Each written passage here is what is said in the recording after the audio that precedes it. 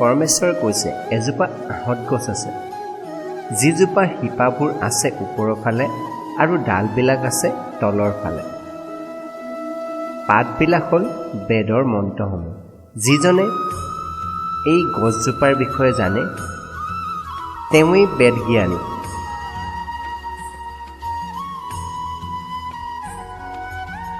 এই গছজোপাৰ ডালবিলাক ওপৰলৈ আৰু তললৈও বিস্তৃত হৈ আছে আৰু সেইবোৰ প্ৰকৃতিৰ 3টা গুণৰ দ্বাৰা বৃদ্ধি পাইছে। ইন্দ্ৰিয়ৰ বিষয়সমূহ সেই বৃক্ষৰ ঠাল ঠেঙুলিবোৰ।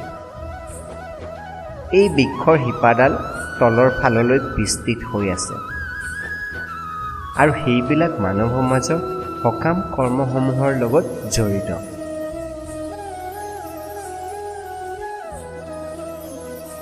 এই বদ্ধ জগতত থকা জীৱসমূহ ঈশ্বৰৰে চিৰন্তন ক্ষুদ্ৰ ক্ষুদ্ৰ অংশ।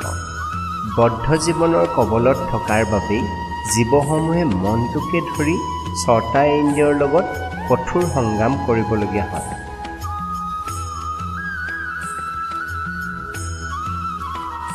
আত্মজ্ঞান সম্পন্ন যত্নশীল যোগীসকলে এই তত্ত্বজ্ঞানক উপলব্ধি কৰিব পাৰে, কিন্তু আত্মতত্ত্ব জ্ঞানহীন অপৰিণত মনাসকলে যত্ন কৰিও এই তত্ত্বক উপলব্ধি কৰিব নোৱাৰে।